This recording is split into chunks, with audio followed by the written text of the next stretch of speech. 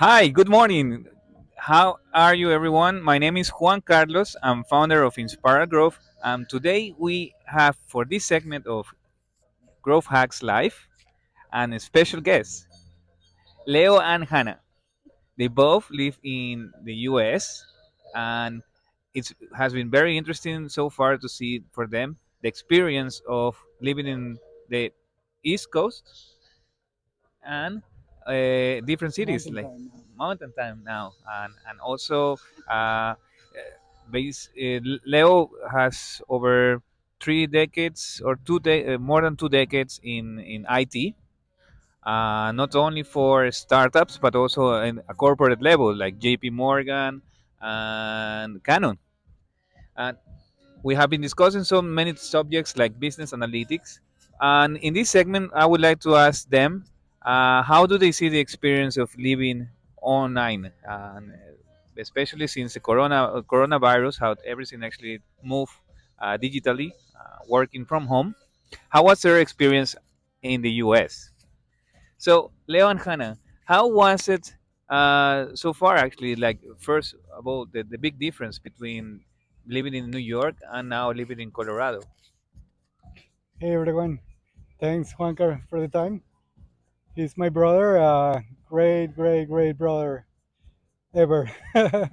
Yes, to your question, I think the work from home started actually a little before the pandemic started.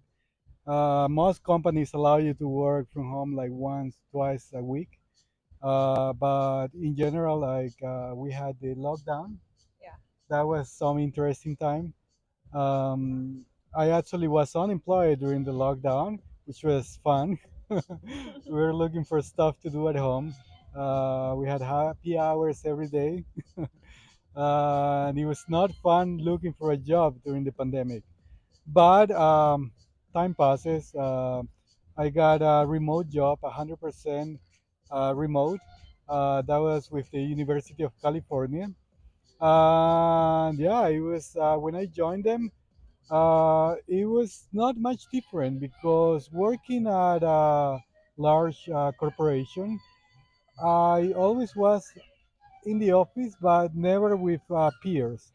My coworkers were all over the world, so I had people to chat, people to hang out at the office, but not really coworkers, right? All my coworkers were already remote, right? So that was not a big difference for me.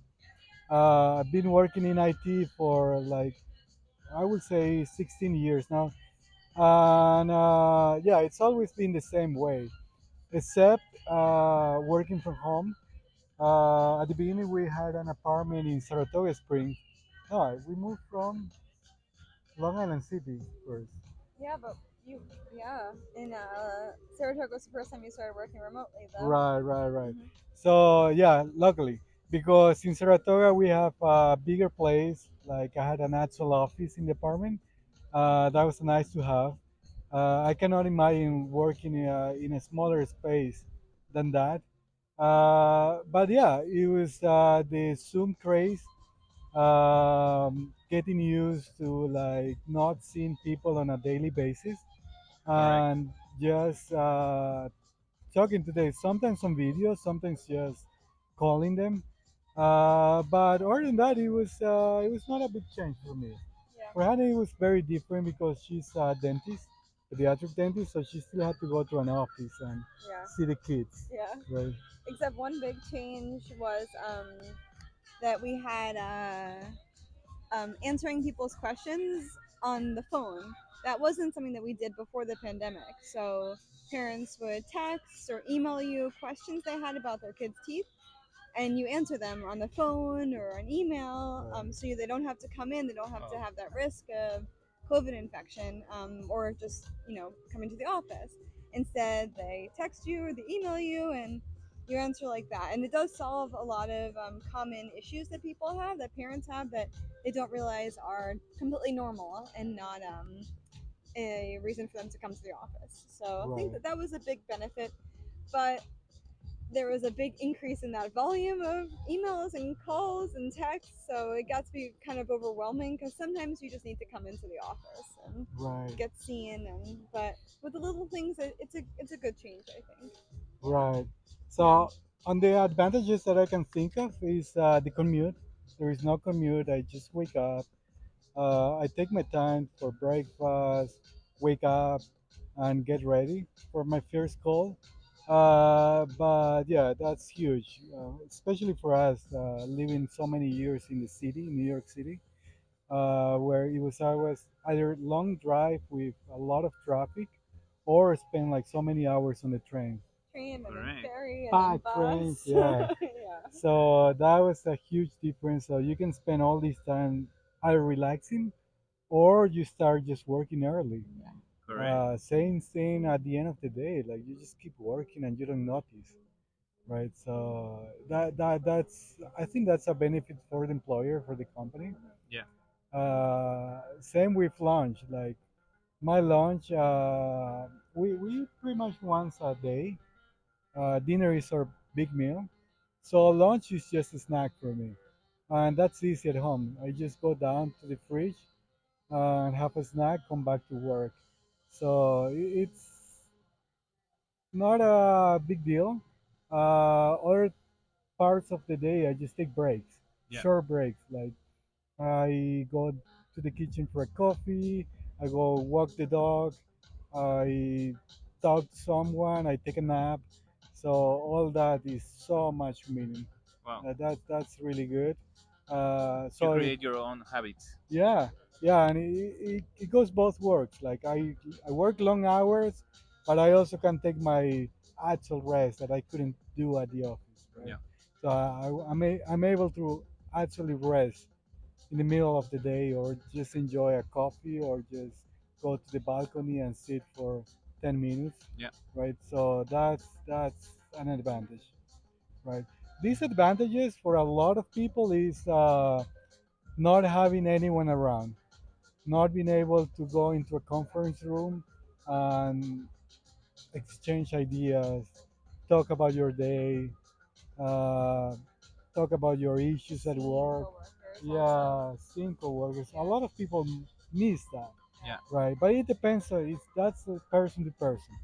Like I'm just happy this way. It Correct. works for me. Correct. And considering both sectors where you guys come from, the health sector, the IT sector, you're also working a little bit in the health sector. There is a big question at this moment going on in the world about the corporates pushing now they call it the reversal remote, where they are pushing Right. people actually to come back to the office. Right. What is your opinion from each of you, for example, in this matter? It's fair. Like their concerns is about missing opportunities, like missing the creative part, like people getting together and coming up with new ideas, like the innovation, all that. It's fair. Uh, it depends on your role, though, For sure. Okay. right? In my role, I work with so many different people all over the world.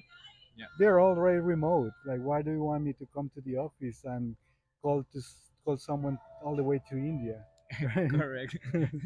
So yeah, I think it's fair. Like it's part of society for people to get together and work together.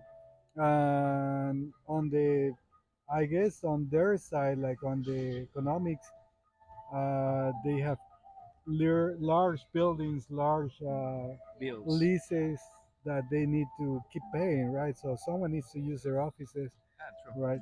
So Andy, sometimes they offer amenities. I used to enjoy some part of going to the office, but in my case, like I'm more productive working from home, Yeah. right? Correct. I don't mind to go to the office once a year because I do want to have like a talk to my manager, meet my colleagues, and all that. So that's enough for me. I'm happy to go and travel Yeah. from time to time, but I feel like I'm more productive from home.